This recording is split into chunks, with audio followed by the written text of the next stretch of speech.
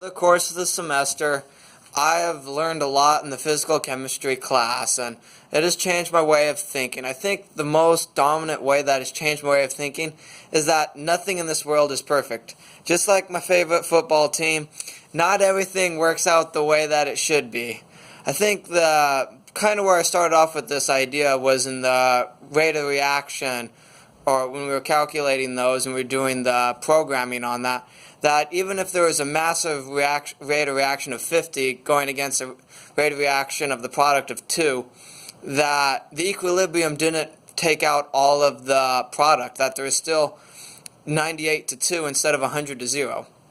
That just shows that nothing in this world is perfect. Another good example is vapor pressure, that at no time is water ever just a liquid or a gas or a solid, that even as an ice, water vapor is still coming off of that because it still has a vapor pressure.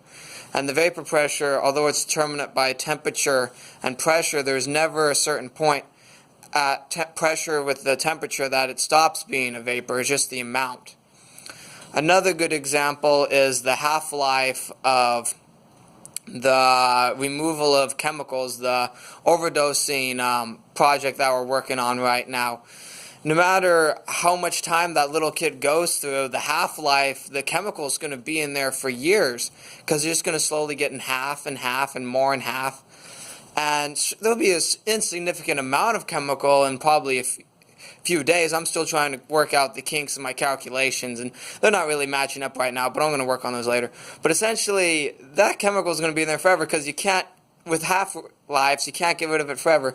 And so I guess what I've learned most from this class is nothing in life is perfect. Everything has its opposites and equals.